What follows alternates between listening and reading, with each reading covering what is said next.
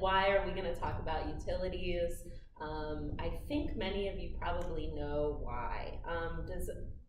Just have you folks served clients that use their ovens for heat? Oh, yeah. Yeah, all the time, right? Day in and day out. And I'm sure some of you have experienced tragedies that result because of the safety issues. From my perspective, I'm always talking about safety. I'm a domestic violence advocate by trade. Before I went to law school, I worked in a local domestic violence program for 10 years. And the ability to connect to utility service is often what keeps people from leaving their house and being able to start a new home, right? So safety, huge issue. Economic independence, another huge issue. If you can't start service, you can't get into public housing, right? Do you guys work with housing restrictions all the time? And it's like, well, you have utility debt. So HUD says, no, we're not gonna put you in public housing. And sometimes some of your programs are the ones that have to say that. But the hope is that if we create better utility policies, there'll be tools that you can help address those. And I'm sure there are tools, but making those tools more refined and how you can use that. Pennsylvania, we've been having a huge problem lately, and in Philadelphia in particular, where children and youth services are taking children when the utilities get turned off. So, loss of custody of your child is, one of the most devastating things for a household. Yeah, I think in the Northwest, I think we have the affordability issues are definitely tied into utilities. The rates out there for power are not nearly as expensive as here on the East Coast, but in terms of households, what the utility bill represents as an overall portion of their household income, that's one of the things we're paying close attention to, because in terms of housing and basic needs, utilities can represent a very large portion of that, and with the work that we're doing, we can help to bring that that particular expense down to hopefully a manageable level, so that way other funds could be used for other basic needs. Right, and the one thing I always point to is the number one reason for payday loans is utility service. Isn't that, that's shocking? And many of you are shaking your heads, so I know you know this, but that's shocking when it's, just to pay for basic services, they're turning to predatory lending.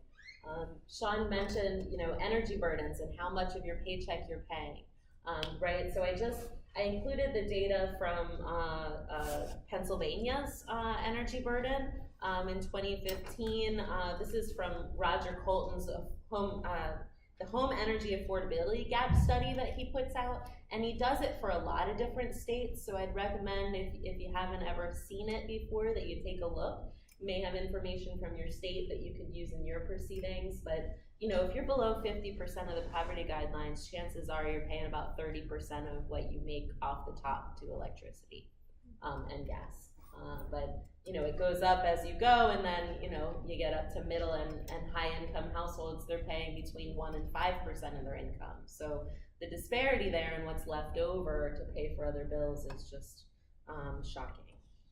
And I think what we strive for in some of the design of our programs is no more than a 7% of overall budget going to utility bills. So that's kind of on the high end there. Obviously we'll want it lower, but that's kind of where we have set the bar, at least in some of our discussions in Washington State.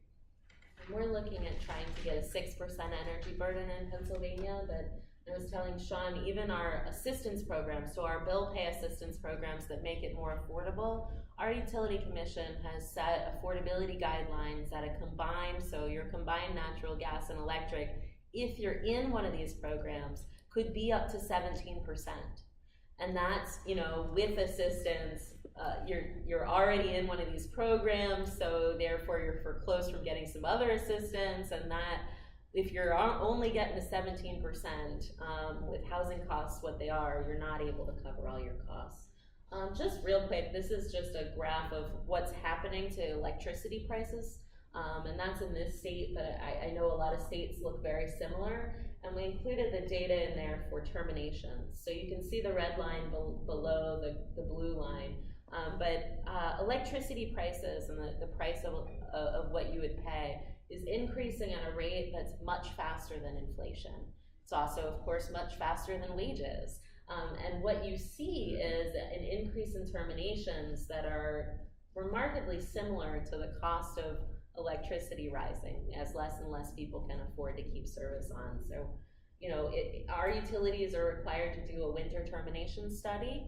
And every year we have over 24,000 households at regulated utilities, not counting oil, not counting other sources of heat, that are off entering winter. And that doesn't count people who were off in the year before and never got reconnected, which we know is in the thousands. So, you know, 24,000 households, that's multiplied by 2 or 3 people in every household. You have a lot of people in these cold Pennsylvania winters that can't connect to the main source of heat. So, and I just showed natural gas is very similar. You would think that in Pennsylvania, I don't know how familiar you are, but we have a little thing called fracking here. And natural gas prices were promised to go down. Well, you see, they did go down for a few years, and now they're drastically going back up. Fracking hasn't stopped. It's still pumping out just as fast as it was before, if not faster, but you see that incline now, and that's because in some of the earlier sessions, other states were saying they get rate increase requests every year. We're getting the same thing in Pennsylvania. And this slide demonstrates the availability of assistance. So through one of our larger utilities, Puget Sound Energy, there is an investor-owned utility energy assistance fund. And that fund is somewhere in the neighborhood of $20 million a year that's made available, and each time there's an opportunity for them to raise rates, we are looking at increasing the availability of that. The reality is that, for a lot of low-income households, energy bills are an ongoing struggle to pay from year to year, particularly in the cold winters of the Northwest. And what this demonstrates is, to some extent, we're not able to serve the same people year after year, and sometimes that's a good thing. Perhaps their utility bills have become more affordable. Their house has been weatherized. They moved into a better paying job.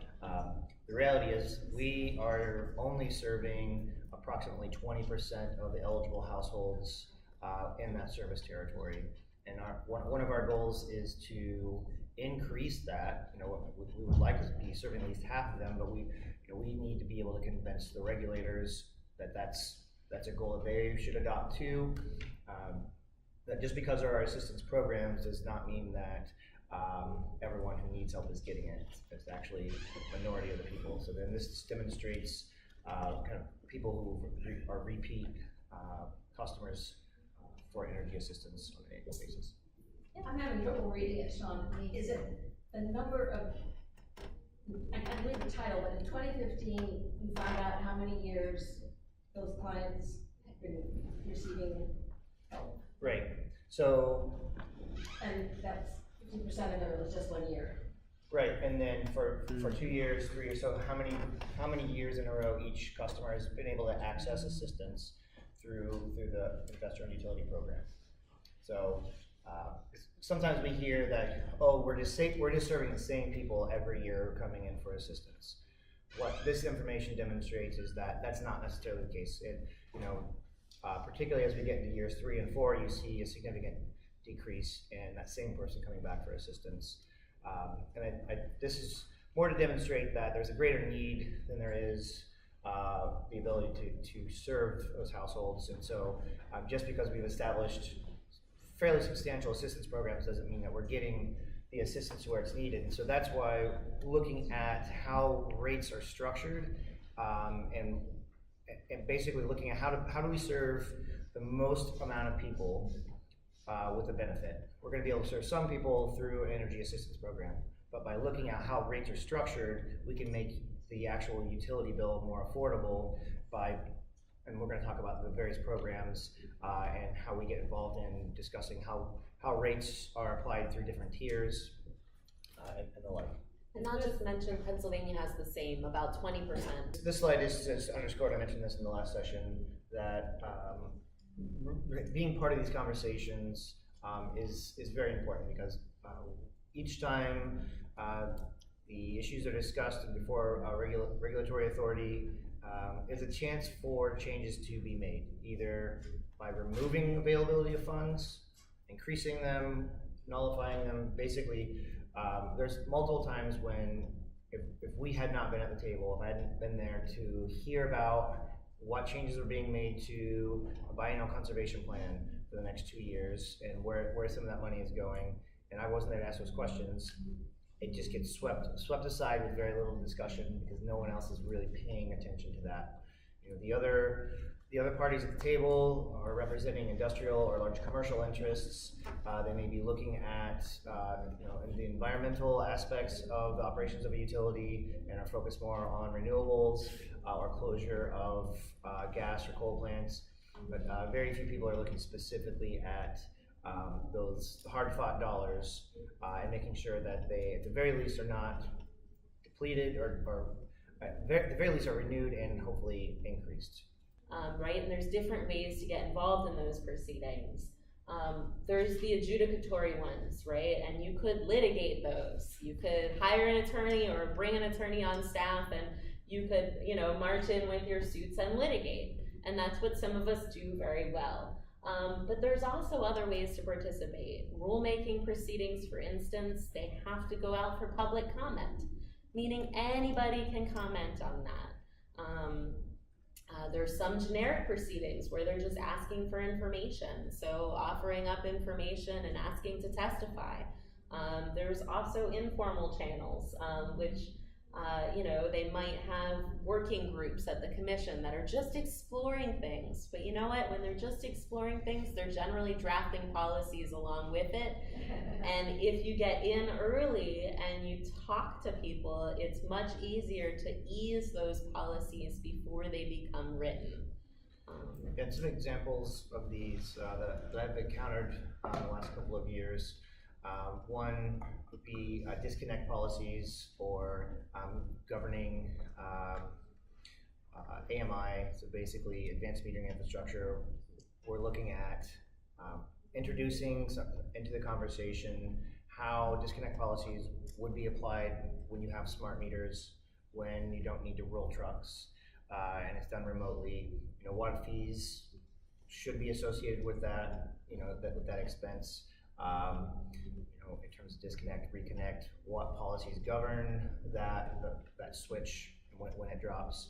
So that's one particular area where there's not clear policy with this new technology, and so we want to be helping to steer that conversation from an early stage. And one of the things we're going to do is we'll have some ideas of what the policy is that we want to have. They'll be prepared, and so we'll have an end goal in mind, and then hopefully steer that conversation in that direction. Electrification of vehicles and that infrastructure is another policy discussion that just happened in Washington State. The utilities were allowed to build out infrastructure for electric vehicles, and we were there saying there needs to be a discussion or a carve out for low income in this, because they're all going to be paying for it, and they're going to see very little benefit as a result. And so, we didn't necessarily have specific projects that we wanted to see move forward.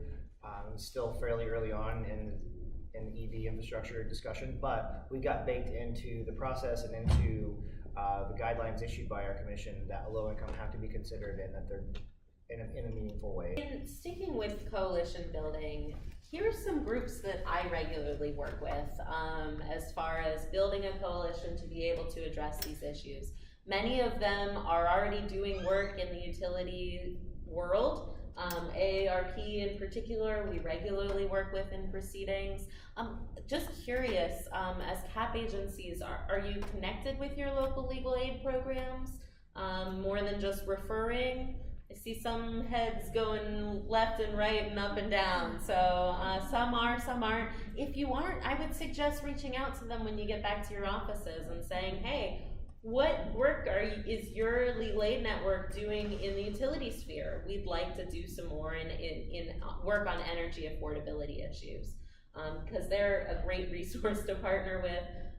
We are always looking, if anyone's from Pennsylvania, talk to me afterwards, because we're always looking to partner with more local community-based organizations that are actually, doing the day-to-day work that can help us identify those issues. But there's lots of other agencies, local domestic violence programs as well, that are really shifting their focus nationwide from like shelter provision to economic justice issues. So there's a lot of synergies there that you can begin to work with new partners.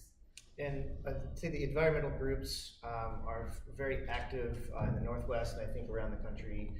Particularly Sierra Club, they have been at the table very regularly in discussions with utilities, and they have been an organization that has adopted in their mission statement a focus on equity. So that way they've begun to internalize the fact that by making adjustments in how our energy is produced and consumed, it will have impacts on people who can least afford it. And so I have found them to be good allies in conversations because they are sensitive to low-income topics. And so while they may be pushing an agenda to remove specific generation facilities, they also are looking to us to make sure that they have some considerations in there for how to mitigate the negative impacts of that on low-income populations. And so within your state, if you have a Sierra Club chapter, checking in with them to see do they have anybody tracking utility issues, meeting with them to see do they understand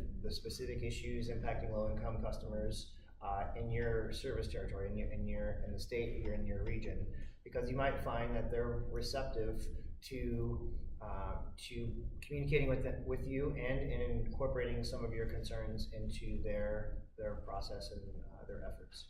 And I'll just point out, Sean says a really important, in there is something I think we need to keep in mind, is that the environmental agencies are beginning to incorporate economic justice perspectives, but whether or not they really understand what that means, many of them do not come from a background where they have any context for what it means to be low income, right? They want to understand, they're headed that direction, but it's up to folks who really do understand poverty and how poverty works, and many of us have lived it and can help share that perspective so that they're better informed, because we have a lot of environmental groups that come to the table and they seem like they really get it at first, and then they end up pushing a policy that we're really diametrically opposed to. So, remembering these are all groups that have shared interests, but they're not the same interests always, and many times require some teaching, right? Yeah, and it's an ongoing conversation. There have been a lot of conversations about funding solar and pushing for financing and getting it, getting solar made available all over the place. When I look at that, I said that's a noble effort. I think there's a lot to that, but we have to consider who's paying for that, who can afford it, who's going to be benefiting from it, and generally, in almost every instance, low-income populations are going to be paying far more, a disproportionate amount of their income toward those things, and they're not going to be able to benefit from the rebates, from the financing, from that. And there's conversations about, well, everyone benefits when we put up solar. That does exist as a benefit, but in terms of real life negative impacts for people just being able to afford basic necessities, those are the difficult issues, and we want to be able to work those out kind of behind closed doors and not necessarily out in public, so that way we can maintain a good relationship with them, and they'll carry some of our water, and then when they need some help with some issues, we can help them as well when we're able to. And so I think that's continues for me to be an important part of the work that I do, is building relationships with people and inviting people into conversations so that way they understand where you're coming from and vice versa. And there's many times we're at the table and we disagree on 6 things, but we agree on 4, so we can talk about those 4 things more and set those 6 things aside for another day. We're here talking to you about how you can start to address a new issue, but how are you going to do it if your funding is dwindling and you face closing your doors, right? That's a reality we all face every day. I think LIHEAP and WAP leveraging was discussed earlier, but for those who weren't in the room, there is, funding that you can get through WAP and through LIHEAP to do this leveraging work, meaning getting involved in utility proceedings to try and get more money for programs that can spread out the way that LIHEAP and WAP work even better. State intervener funding, I don't get any, so I don't really understand it all that well. Our Office of Consumer Advocate gets a lot of funding though.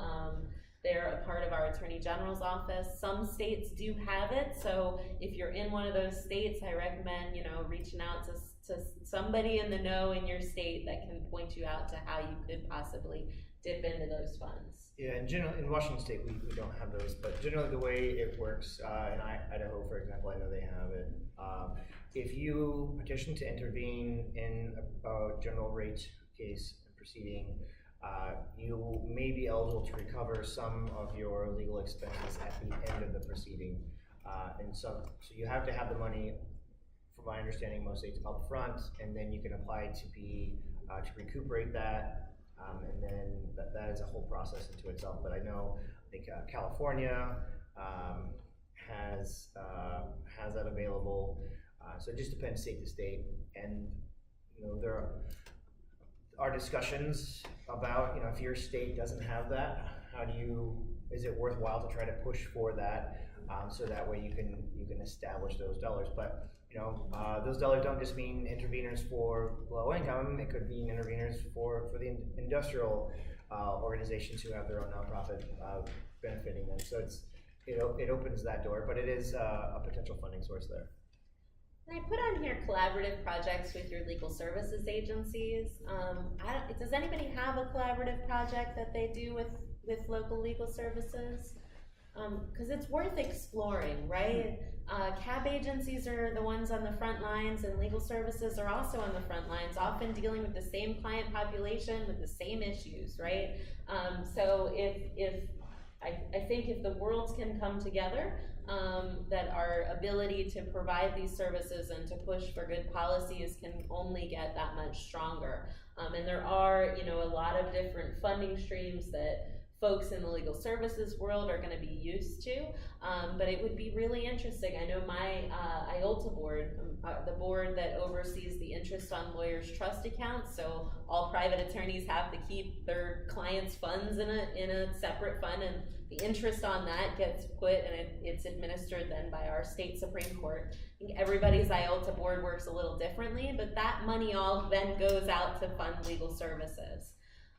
Another thing that we're seeing lately, we just got a huge class action settlement in Bank of America foreclosure crisis related issues, where Bank of America got dinged with millions of dollars because of the way that they were foreclosing on people.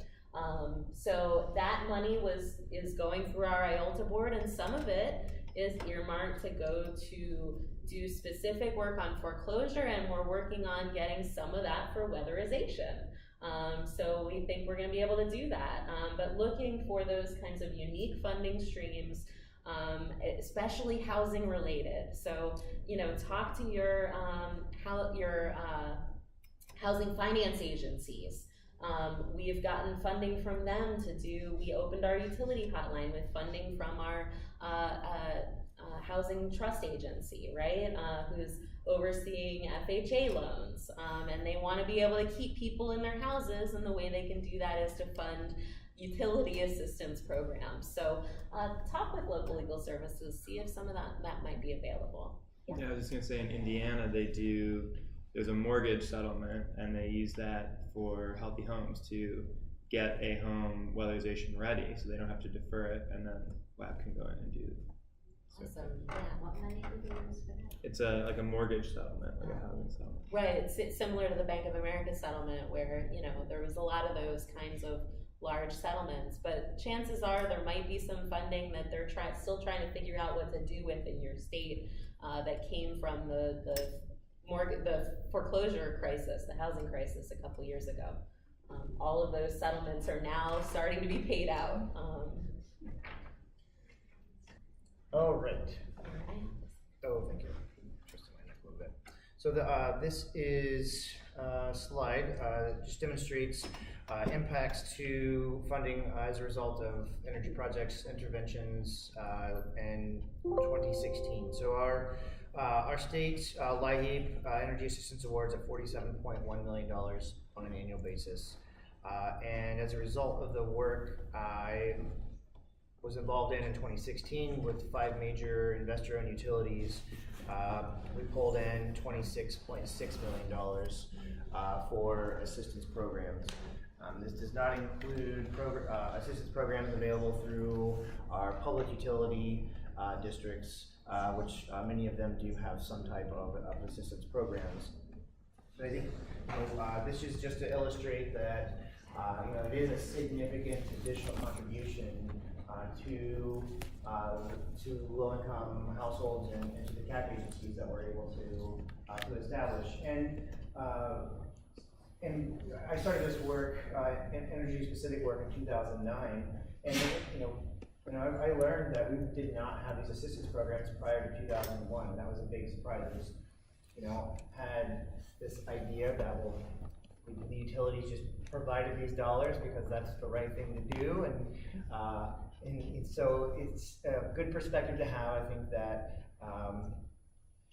things are not always the way they are now, so obviously they can change, and potentially for the better. I mean, we just established a weatherization program for one of our utilities that up until last year really did not have any meaningful dollars set aside for that, and that was a result of not leaving that utility alone, waiting for, they had not been before the Utilities and Transportation Commission for 10 years.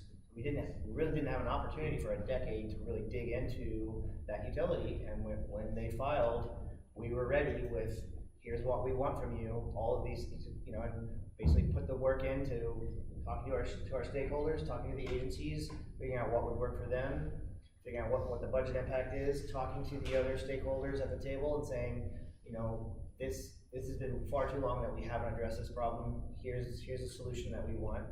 And we didn't get we didn't get 100% of the solution.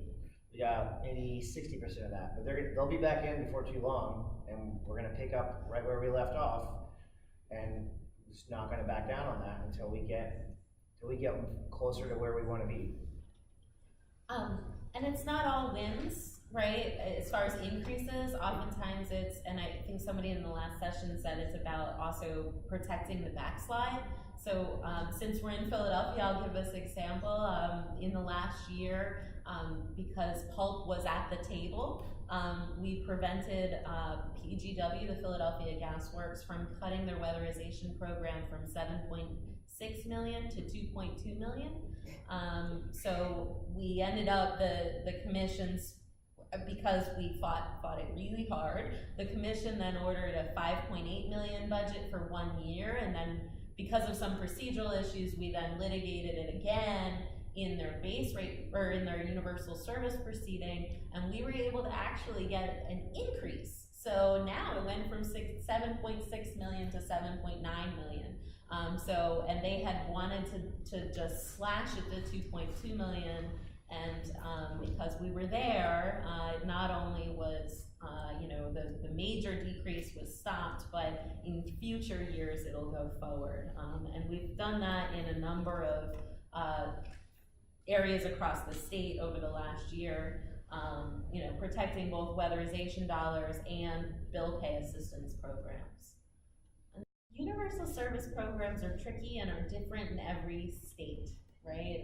In fact, in Pennsylvania, we have 7 regulated electric companies, and all 7 of them have different universal service programs.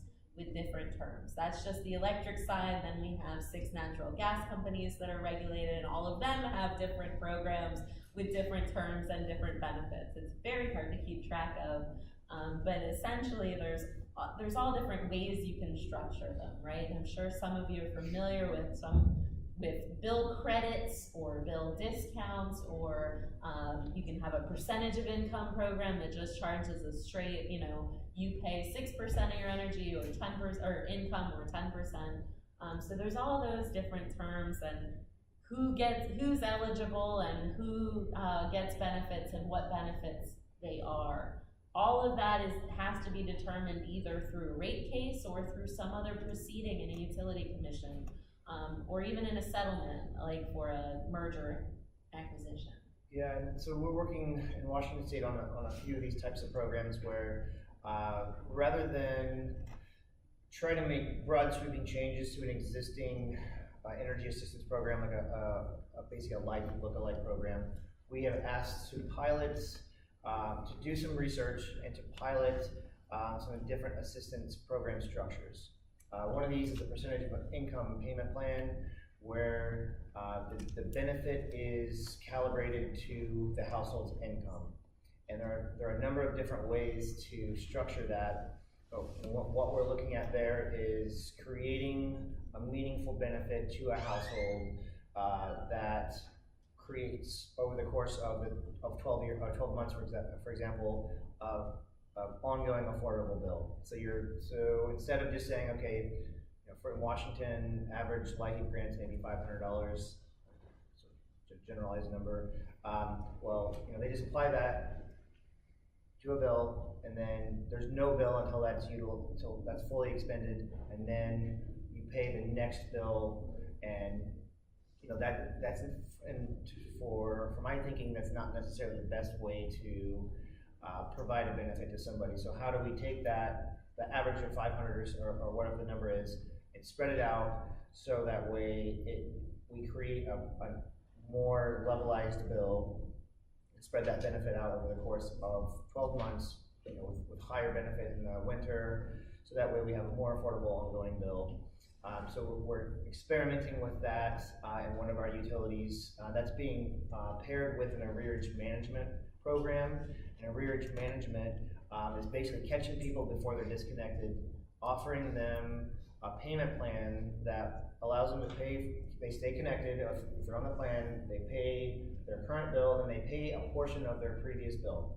And over the course of 12 months, for example, that bill is forgiven. So they pay maybe 10% a month toward that bill, and they can be forgiven up to $1,000 or whatever we decide is the maximum benefit. That keeps the customer connected to service. It helps the company to prevent bad debt write-off, so if they're getting that paid for, and then it's reduced expenses for the utility in terms of the disconnect, reconnect, calls to customer service. And this is based on some of the programs that are operational here on the East Coast. So rather than try to make broad sweeping changes, we're recommending a pilot of this structure, this benefit structure to a portion of the utility customers, and we'll be doing some analysis on the results of that, and that will be compared to the existing program. And then really what we have is our programs that are specific to the customer's needs. It's not just a one-size-fits-all. For example, the percentage of income payment plan is really going to benefit the folks living at 0 to 50% of federal poverty level. That's really where we see that the energy burden, the percentage of the income being spent on utility bills is just really out of whack there. So we can focus that program within that population. We can focus arrearage management for people who maybe they don't need energy assistance at this point. They just need to be able to deal with their arrears. So we can get them back on track so that benefit goes toward keeping them connected. And so it's a way for us to try out some new things. It gets the utility on board with shaping these programs because that's in their interest to ensure that their customers are happy and staying connected. They don't want to spend their time and money disconnecting people, reconnecting, and all of that. So. Yeah, and that's, I mean, generally what Sean just described is how most of our programs are structured. We have some sort of bill assistance, whether it's a percentage of income or a bill credit or a discount, and arrearage management.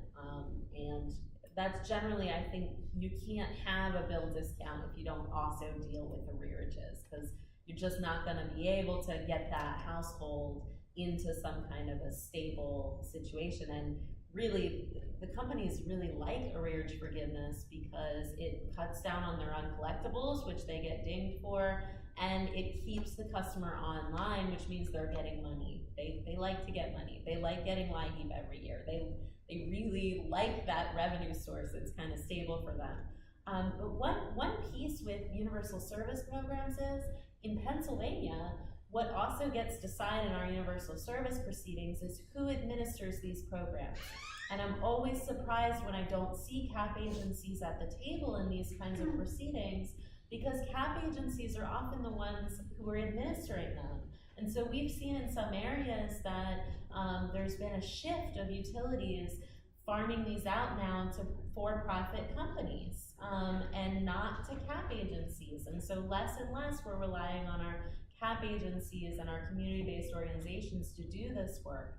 And really, when we don't see CAP agencies at the table, that's when you get devoured, right? When you're not there saying, hey, we're the best ones to do this work, we're in the communities, we know who needs to get served, we know how to serve this population, we demand that you allow us to do it. And in Pennsylvania, we have some legislation that requires utilities to work with community-based organizations for administration of these programs.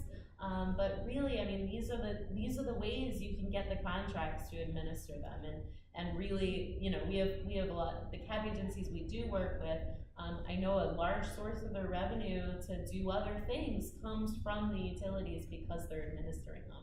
Now it raises new challenges, right? Because then how do you stand on the other side of the aisle from the hand that is feeding you, right? The one that you have contracts with, and say, hey, your policies are terrible, stop terminating poor people. It's really hard to say that when you're funded by them, and that's certainly a fine line that everybody needs to walk and be aware of. But these are the kinds of proceedings that can help you get contracts to do more service. Right? So many of our clients get enrolled in the program and don't realize that they get one bite at arrearage forgiveness in Pennsylvania. So if you fall behind on the arrearage forgiveness, and that's why CAP agencies are so important in being the administrators, because they can have that conversation with the applicant. But the way ours work, I mean, you do get the you're enrolled in the general CAP program, and you get a discount, and you get some bill benefit. But if the bill benefit doesn't always work out to be the best deal, so most of the programs have now shifted to, if they're a percentage of income program or if they're a credit program and those aren't working, they're more than what the average bill would be, they then charge the average bill, but they still give the arrearage forgiveness. And so we've really pushed on programs to make sure that just because you're enrolled, they're not doing the calculation and spitting out a bill, that they regularly review to say, hey, are you too low of a user for the discount to work, but you still have arrearages? You should still be in that program to get those arrearages. So, there's going to be a lot of people that stay in our PIP, even though that benefit that they're getting, we have a lot of people that stay in our PIP program, even though there's not a large benefit there, but just for their arrearage reduction.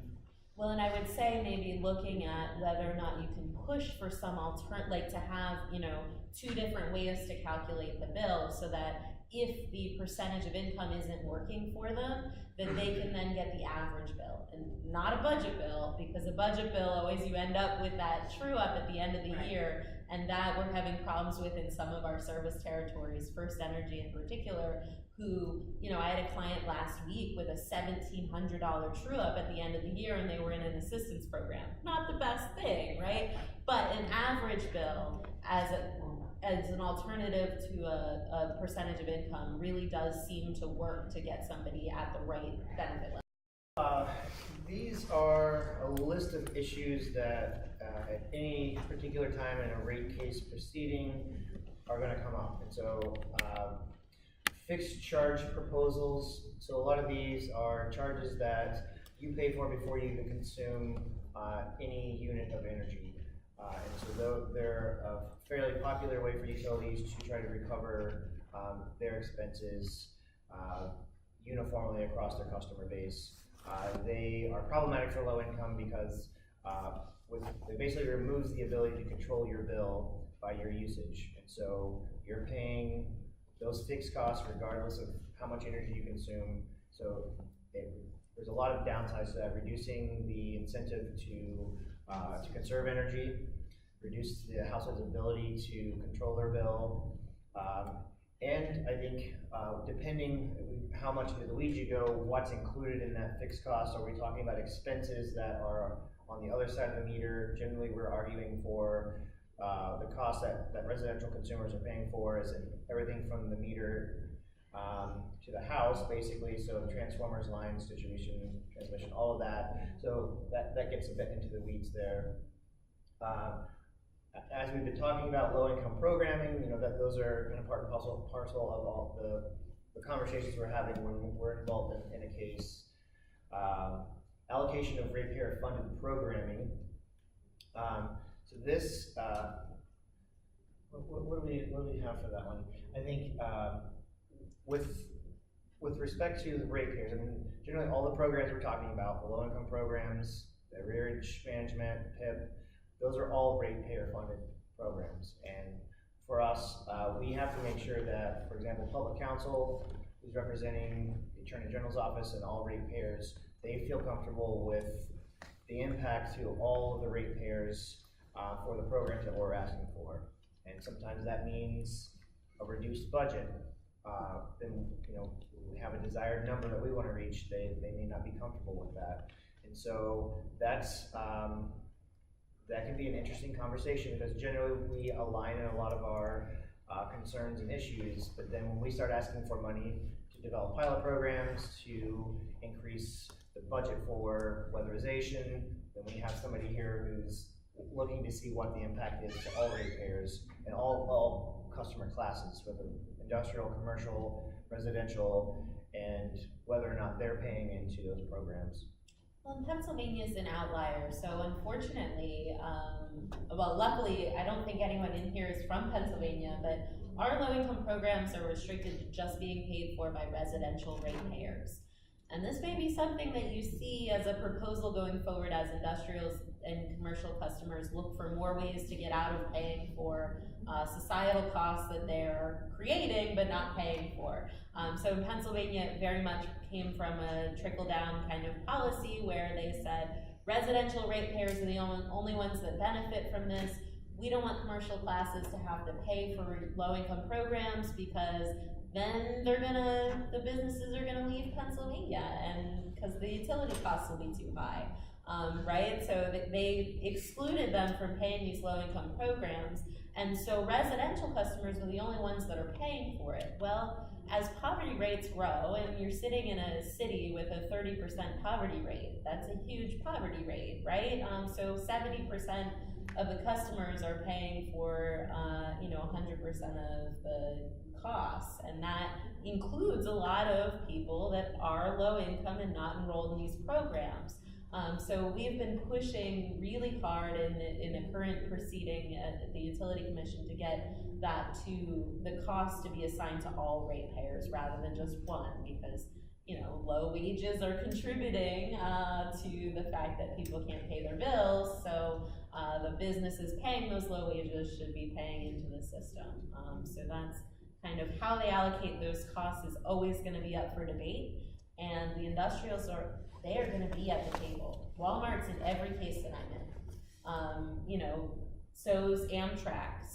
They have an industrial customer group, so we don't even always know who all is involved in that group because they litigate as an industrial customer group. But there's lots of large interests that are involved in this and trying to get out of paying those costs.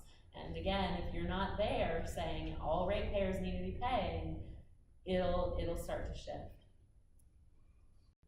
So next slide here, this in terms of issues that we are regularly looking at. In Washington State, for example, we have a winter moratorium, so disconnections do not occur during the winter months. That was a legislative bill that was moved through the state, protects customers.